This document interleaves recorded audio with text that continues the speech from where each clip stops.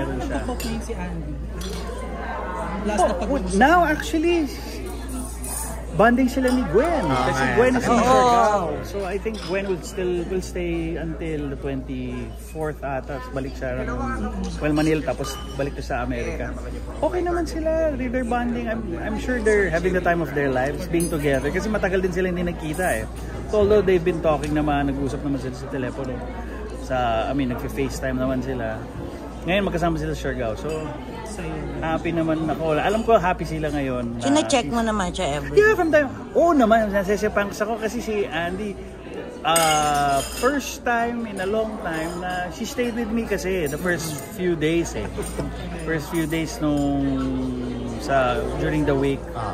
So sa amin siya tumira tapos nung dumating na si Philmar tsaka yung dalawa pa niyang kids. Nahiya magstay longer. Sabi ko, no, the house is open for you if family naman tayo. But syempre they wanna do things on their own eh. So umalis sila, eventually nag-check-in sila sa hotel. Tapos yun nga, inayos lang nila natin dapat ayusin bago lumipad papuntang Siargao. So yeah, si Banks eh. So far wala namang mga paramdam and everything. Alam mo sa akin, nung huling day, baga 1 week yun eh, Sunday to Sunday. There's this distinct smell lang na naalala ko lang. So parang alam ko yun eh. Hindi. Pero basta there's parang may amoy na basta may distinct smell lang. So alam ko siya yun. Pagka ganun, hindi ka naman natatakot? Hindi. Gusto niya kumakain? Hindi. Gusto mo nga Ano ba, chika kami? Yan namimiss mo yung mga late midnight or conversation yung dalawa. Oo naman. Alam mo ba? Sige, wala nang tumatawag. Tsaka nakalimutan ko i-share one sa last interview ko. Like, nung nanalo siya doon sa Cannes, magkausap kami. Sabi ko, nasaan ka? Ba't di ka nagsiselebrate?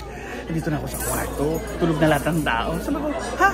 Bakit? Akala dapat nagpa-party. Sino bang magpa-party? Siyempre si Andy. Si Andy nasa labas. So nakakatawa naman. Tuwan-tuwa siya. Kinuwento niya experience niya sa Cannes. Yung kinausap daw siya ni Kirsten Dunst. Yung mga ganyan. So, yun yung mga isa sa mga unforgettable namin ni Tito Jane. Ano naman? She'll always be remembered. She'll always have a special place in my heart. Ano naman kami? Tag team kami. Especially pagdating kay Andy. So, ano naman? Tsaka kay Ellie. Lalo na kay Ellie. So, okay naman. Ngayon we're back to work. So, okay ako. Back to work. Okay ako. Work ka na ulit. Okay at ako. least, diba? Okay naman ako. Tsaka, sabi nga nila, life goes on eh. And make sure that itong life na to make use of it. Alam mo yun? Yung you have to take care of your health, start taking care of, watch what you eat, alam mo yun, and share your blessings, diba? Of course, share. Ano man Gcash? Dapat hindi ka magbigay ng Gcash, ikaw yung nakabarong eh. Uso yan. Ano Gcash mo? Pero maraming nag-convince ngayon kay Andy na bumalik? Alam mo, ba anong payo? Kami niyan. Sabi niya, pilitin niyo ako. Yan, may mga ganyan. Ano naman yan eh. She probably physically, she left the industry. She left the limelight. But her heart will always be there. Kasi may YouTube pa rin naman siya eh. She'll always, mapapanood mo pa rin naman siya eh. But in terms of her bumalik sa pag-arte, the door was never closed. She just wanted a break and started to build her own family. Pero open pa kasi minsan na pag-uusapan, paano pag may nag-offer? Kahit TV lang, ganito. Alam mo kuya, depende pag ganito, ganyan. So may specific show akong binanggit. Na paano, gusto ko yan. May mga ganyan. So, na-excite pa rin siya. Feeling ko naman if ever babalik siya, I think it's gonna be, kung maganda yung offer, pag TV, go yan eh. Pero feeling ko baka unahin na movie. Unless maganda talaga yung movie. So, I heard, yung supposed to be yung project ni Jacqueline with Direk Adolf. Yes, actually. Itutuloy na ba? Yun ang pinag-usapan namin nung nagkita-kita kami ni Direk Adolf. Yun ang gina-joke ni Andy na, kung mapilit nyo ako, yung ganon. Pero hindi pa siya yung wholeheartedly na, sige, gagawa. Hindi naman ganon. Kailangan mo talaga siyang, well, she has to settle first. Settle kung ano man dapat niyang kailangan ayusin. Bago siya, pag wala na siyang niisip na tipong may moment lang na nasa Siargao ka lang na nakahiga na wala na akong kailangan gawin, biglang, pwede ka nang, try ko tayong bumalik ng Manila or for nang mas matagal, tapos gawa ako ng something. Pero ikaw, anong advice mo sa kanya? Alam mo kung anong gusto niya, I'll support. Hindi, kahit na mapigilan ko, Diyos ko naman, kung babalik tayo doon, ang dami ko nang binigyan ng advice, hindi naman nakinig sa akin. No, but yun ang lagi ko sinasabi, na if ako kasi, pag nagbigay ako ng advice, I don't force you to take it. You probably analyze it. If it's gonna be good for you, go. Sundin mo man, go. Kung di mo sundin man, okay lang. Kasi at the end of the day, siya na magde-decide yan. So, kaya sabi ko sa kanya, hindi kita tuturuan, I will just guide you. Guide lang, gagabayan ko lang. Dami nga nag-comment sa na ondiyan ka nga para sa kanya, pero tinan mo yung nangyari. May mga ganun. Sabi ko, may ganun pa no? Sa kontroladong buhay. Ano to? Robot siya, tapos ako yung scientist. Hindi, diba? Hindi nga, anong feeling niyo sa ganun? Yung mga nakikisawsaw na... Hindi, okay lang. Kumbaga okay naman kayo mga idol. Okay lang yung perfect sila, Diyos ko. Perfect sila. So, tayo baka sila nga yung alien kami yung, alam mo yun. So, hindi, pero kami dead ma lang. Kami naman ni Andy. Oy, may nakalusot na na yung guidance ko daw. Fail. Di sana ikaw nag-guide. Di ba? Baka perfect. Baka, alam mo yun. Baka perfect ka tayong lahat.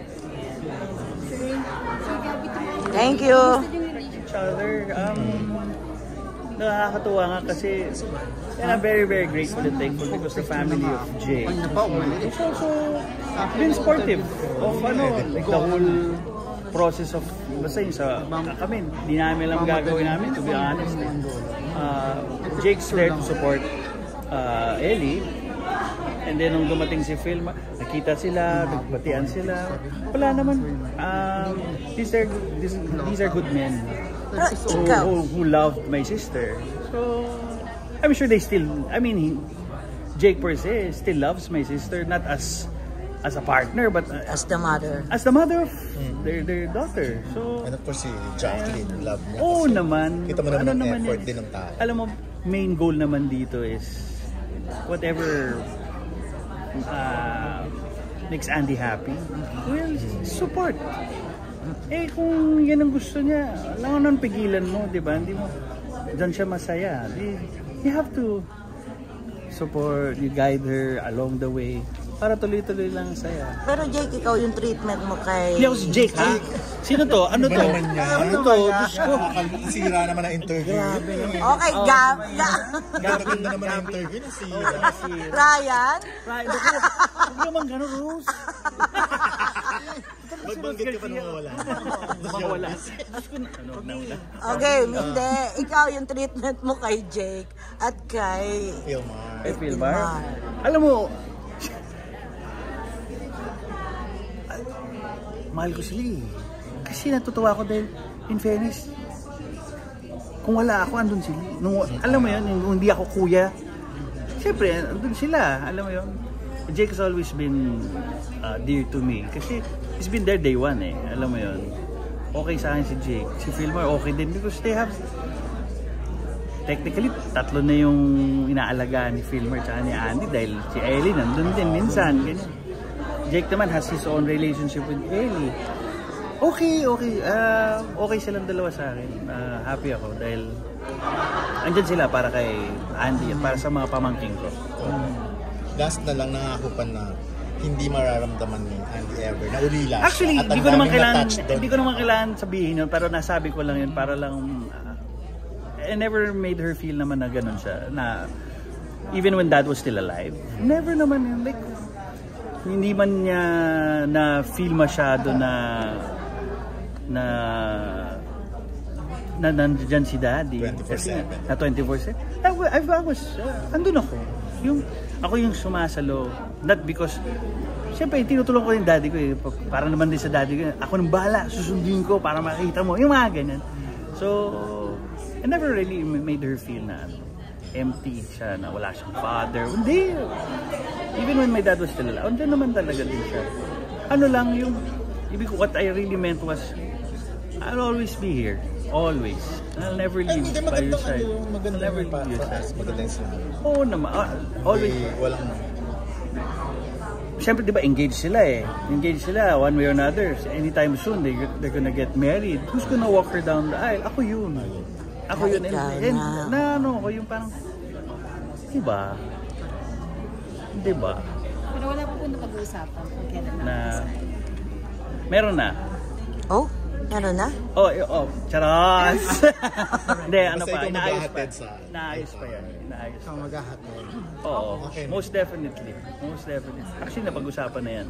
If ever na, kunyari, kuya, ikaw, oo. Ikaw na talagang tatay ng pamilya. Oo. Actually, kahit naman, kung sino ba, kahit ikasal si Sid Lucero ngayon, ganun din naman gagawin ko eh. Diba, ikasal si Max. Ganun din gagawin ko. Ito pala pinakamabait sa inyo, hindi ko napansin. Hindi halata.